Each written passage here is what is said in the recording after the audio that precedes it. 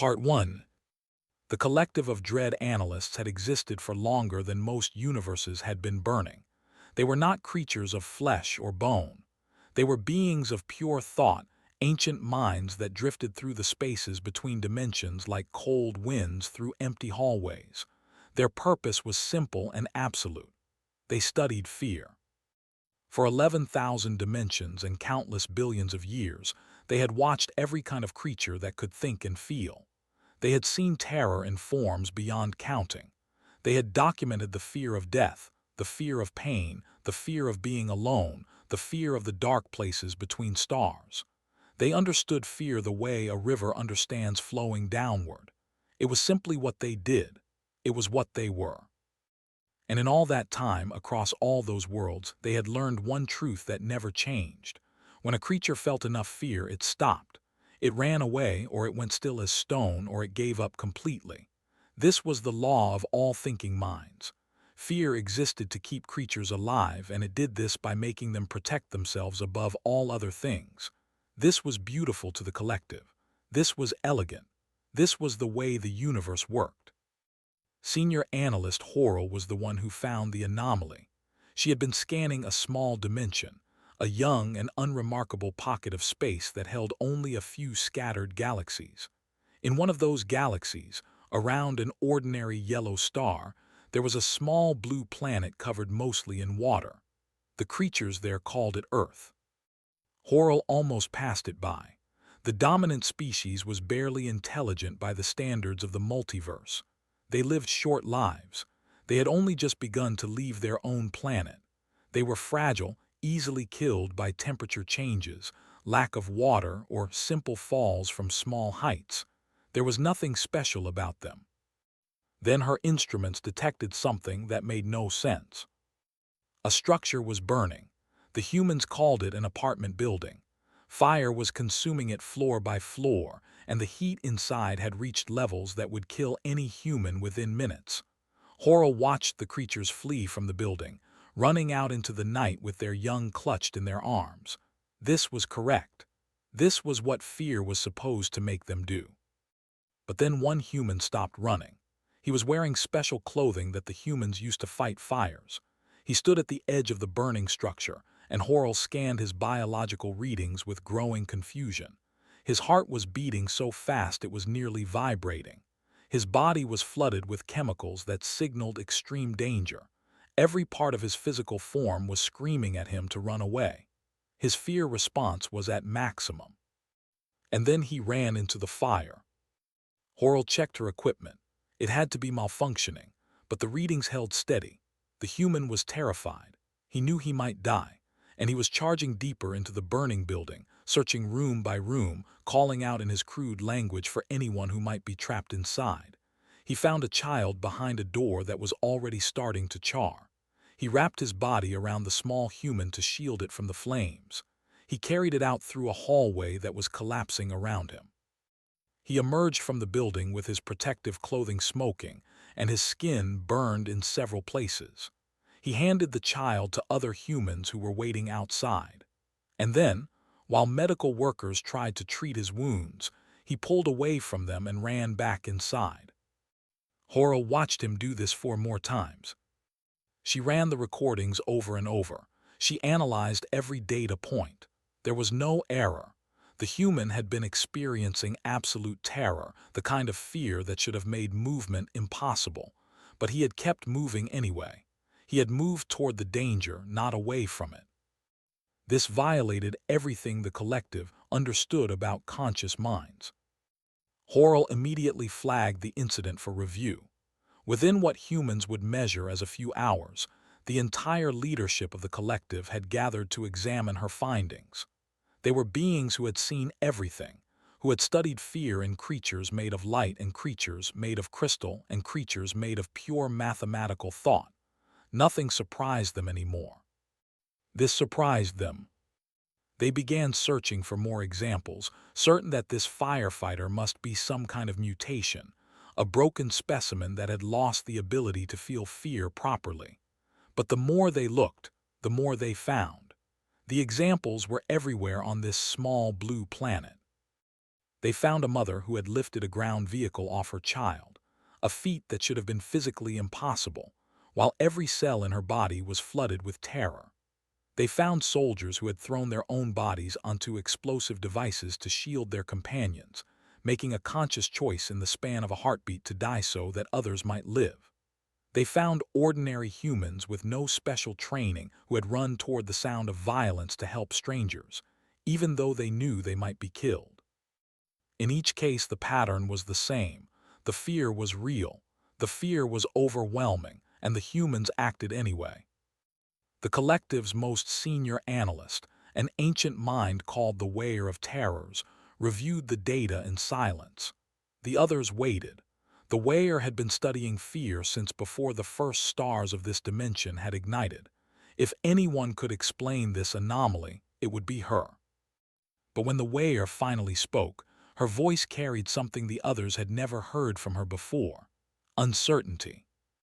"These creatures are not fearless," she said. "They feel terror as intensely as any species we have ever documented, perhaps more intensely because they are intelligent enough to imagine their own deaths in detail. They know exactly what they are risking. They understand the odds against them, and they choose to act anyway. I do not understand how this is possible."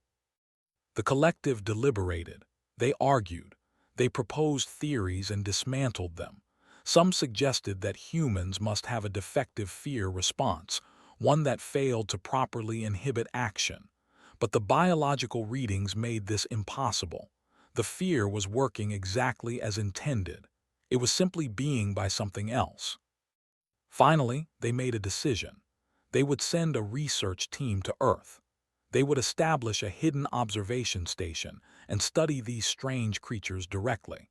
They would learn how a species could break the fundamental rules of survival while experiencing the very emotion designed to enforce them. The team was led by a researcher who had documented fear responses in over 800 species. She was thorough, patient, and utterly devoted to understanding. She gathered her assistants and prepared to descend into the small dimension that held this impossible planet. Before she left, the Weigher of Terrors gave her a warning. "Be careful," the ancient mind said. "We have studied fear for longer than this universe has existed. We know its every form, its every shape. But these humans have discovered something we have never seen before. Something that should not exist. Try to understand it, but do not assume it will make sense. Some things are beyond even our comprehension." Accepted the warning and departed. She did not yet understand how right the Weigher was. She did not yet know that her team would spend decades trying to classify something that had no classification, trying to measure something that refused to fit into their models. She only knew that somewhere in the cosmos, on a tiny planet orbiting an unremarkable star, there were creatures who felt fear as deeply as any being could feel it. Creatures who understood exactly how fragile they were and exactly how easily they could die. And who walked into the fire anyway. The research station was established in orbit, hidden from human detection by technology that bent light and thought around its shell. The team began their work. They had no idea that everything they believed about the nature of consciousness was about to be proven incomplete. They had come to study fear. They would discover something far more complicated, something that would haunt them long after they returned to the cold spaces between dimensions. They would discover courage. Part 2. The research station hung in the darkness above Earth like a frozen thought. For 3 of the planet's decades, and her team watched. They recorded. They tried to understand. In the beginning, they believed the answer would come quickly. They were experts. They had studied fear in creatures that lived in the hearts of dying stars and creatures that drifted through the empty spaces between galaxies. How complicated could these short-lived humans be? Very complicated, it turned out. The first theory came from one of its junior analysts. Perhaps humans simply lacked the intelligence to process danger properly. Perhaps their brains were too primitive to understand what they were risking when they acted against their fear. This would explain everything. They were not overriding their survival instincts. They were simply too stupid to know they should be afraid. Assigned a team to test this theory. They scanned human brains during what the team had started calling courage events, moments when humans acted despite extreme fear. The results destroyed the theory completely. Humans understood exactly what they were doing. Their minds were calculating odds of survival with painful clarity. They were imagining their own deaths in vivid detail, playing out scenarios of failure in their thoughts even as they moved forward. They knew they might never see their loved ones again. They felt the weight of everything they would lose. And they kept going anyway. The second theory was more subtle. Perhaps humans had evolved a defective fear response, one that failed to properly inhibit action when it reached high levels. Perhaps at extreme levels of terror, something in their biology simply broke down and stopped working, leaving them free to act without resistance. This theory lasted only slightly longer than the first. The team documented cases where humans were so afraid that their bodies were physically shaking, their hands trembling so badly they could barely hold tools or weapons. Their fear responses were working perfectly. The inhibition was there. The humans were simply pushing through it by some mechanism the team could not identify. Began to suspect they were asking the wrong questions. They had been trying to understand how humans bypassed fear, but perhaps that was not what was happening at all. Perhaps humans were not bypassing anything. She decided to try something new. She would talk to them. The team had the technology to create false bodies, shells of matter that looked and felt like ordinary humans. These shells could walk among the population without detection. Most research teams considered direct contact to be unnecessary and risky, but was running out of other options. She created a shell for herself and descended to the planet's surface. Over the following years, she spoke with hundreds of humans who had performed acts of courage. She disguised herself as a journalist, a researcher, a student, a curious stranger. She asked them the same question in many different forms. What did it feel like? What were you thinking? How did you do it? The answers she received changed everything she thought she knew. I was terrified. This was the most common phrase in her records. Almost every human she interviewed said some version of it. They were not downplaying their fear or pretending it had not existed. They admitted freely that they had been afraid, deeply afraid, sometimes more afraid than they had ever been in their lives. But then came the second part, the part that made no sense. But I had to do something. Interviewed a veteran of human warfare who still woke up screaming from nightmares about what he had seen. He had gone back to the combat zone 3 times, each time knowing exactly what awaited him. She asked him why. Because my friends were there, he said. Because I could not stand the thought of them dying while I was safe somewhere else. Being afraid was not as bad as that. She interviewed a rescue worker who spent her life entering collapsed buildings to search for survivors. The woman described the way her body felt when she crawled into unstable wreckage, the way her hands would shake and her heart would pound. She knew that every mission might be her last. She kept doing it anyway. Someone has to, she said, and I know how, so it has to be me. Interviewed a small human, a young female not yet fully grown. The child had pulled her even smaller sibling out of a river that was flowing fast and cold. She had nearly drowned herself in the attempt. I was really scared, the child said. The water was so cold and I could not touch the bottom. But my brother was crying. I did not want him to be scared alone. Over and over, heard the same pattern. The fear was real. The fear was overwhelming. But there was always something else. Something that mattered more than the fear. Something that made the human decide that their own survival was not the most important thing in the equation. She began to realize that humans had built entire systems of thought around this phenomenon. They had a word for it. They called it bravery or courage, and they defined it specifically as action in the presence of fear rather than its absence. They knew the difference. They understood that a person who felt no fear was not brave at all. Only a person who felt fear and moved forward anyway had earned that word. They gave medals to their soldiers for this. They told stories to their children about it. They built monuments to people who had died while feeling terror and choosing to act despite it. They considered it one of the highest things a human could achieve. Found records of their philosophers discussing this concept. One ancient human had written that courage was not the absence of fear, but the judgment that something else was more important than fear. Another had said that bravery was being the only one who knew you were afraid. They knew. They had always known. They had looked at their own fear, analyzed it, and decided that it was something to be overcome rather than obeyed. The research team gathered to review findings. The data was clear, but the implications were staggering. These humans had not evolved a way to eliminate fear. They had evolved a way to move while carrying it. But how? The team argued for months about the mechanism. What could possibly override such a fundamental survival instinct? Believed she had found the answer in her interviews. It was not a biological mechanism at all. It was not a chemical process or a neurological shortcut. It was something far stranger. It was choice. Humans could choose what mattered to them. They could decide that certain things, certain people, certain principles were more important than their own continuation. And once they made that choice, the fear was still there, but it no longer controlled them.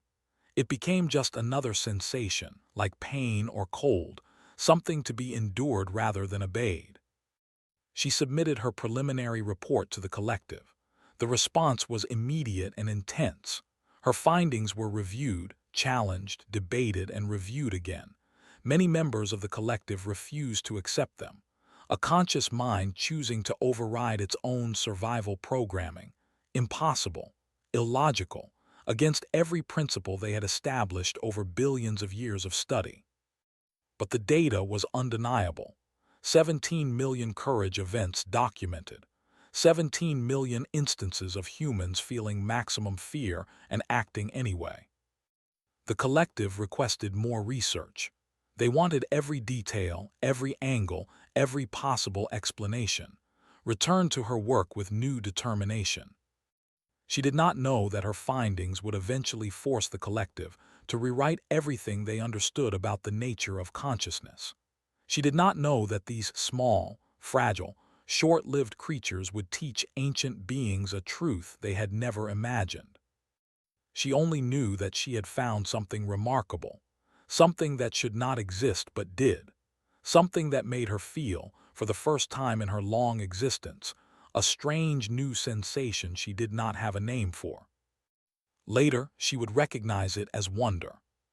Part 3. The collective deliberated for what humans would measure as 200 years. This was not unusual. They were beings who existed outside the normal flow of time, and they were patient by nature.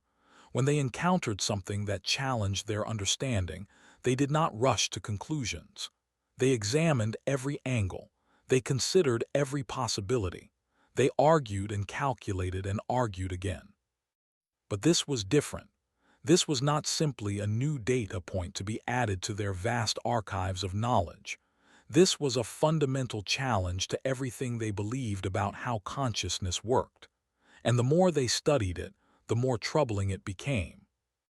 They brought in specialists from adjacent dimensions.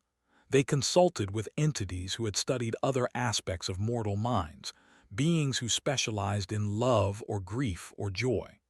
They constructed elaborate theoretical models and tested them against the data from Earth. Nothing worked. The problem was simple to state and impossible to solve. Fear existed for one purpose: to keep creatures alive. It was supposed to be the most powerful force in any thinking mind, the final override that would always win when survival was at stake. Every model of consciousness ever created, across every dimension the collective had studied, was built on this assumption. But humans had found a way around it. Not by eliminating fear, not by reducing it, not by failing to feel it properly. They felt it completely, in all its paralyzing intensity. and then they decided that something else mattered more. The Wearer of Terrors, the most ancient member of the collective, spent decades in isolated contemplation. When she finally emerged to share her thoughts, the others gathered to listen with something close to reverence. "We have made an error," she said, "not in our observations but in our assumptions. We believed that fear was the ultimate force because survival is the ultimate goal. But we never asked whether survival would always be the ultimate goal for every conscious being." She paused to let this sink in. "These humans have done something we did not think was possible. They have created goals that matter more to them than their own existence. They look at their children and decide that the continuation of those small lives is more valuable than their own continuation. They look at their principles, their beliefs, their sense of right and wrong, and decide that living without those things would be worse than dying with them. They look at strangers they have never met and feel something that makes the stranger's survival worth risking their own." One of the younger analysts interrupted, "But this is irrational.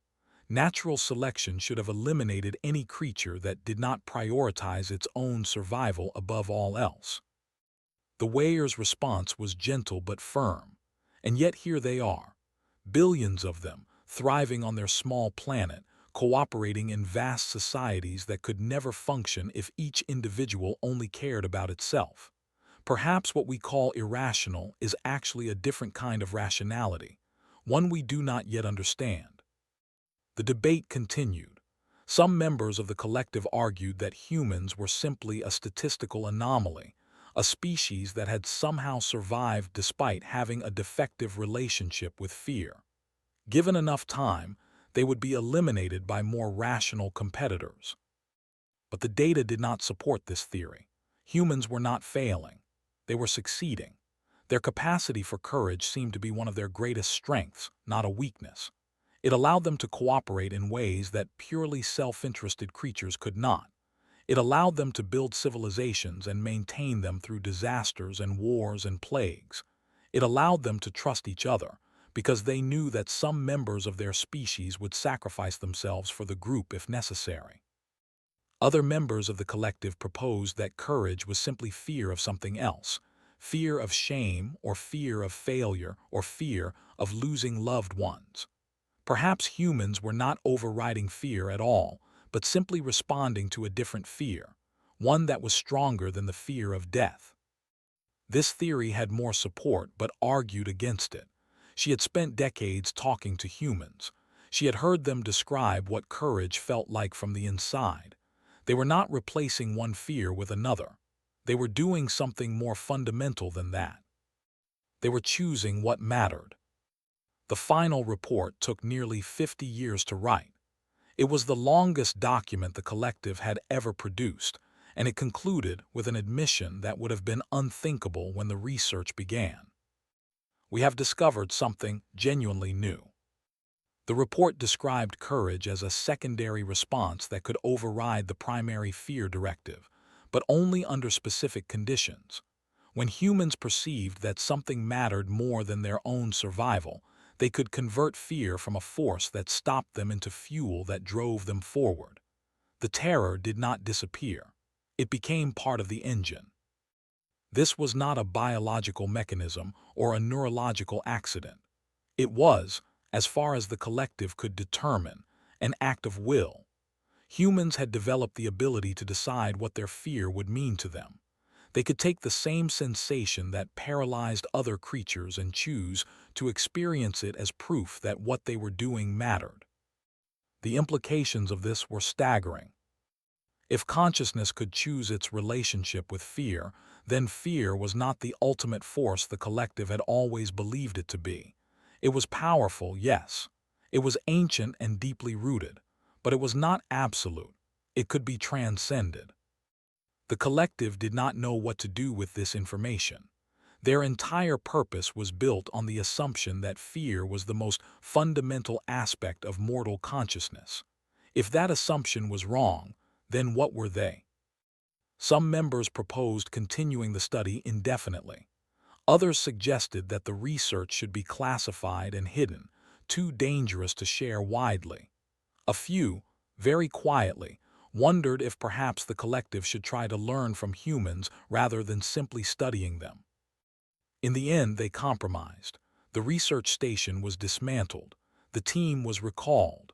The report was filed in the deepest archives of the collective, available only to the most senior analysts, and a single recommendation was attached to it: do not interfere with the development of humanity. Let them continue on their path. Watch and learn what they become. Before leaving Earth orbit for the last time, made one final entry in the mission log.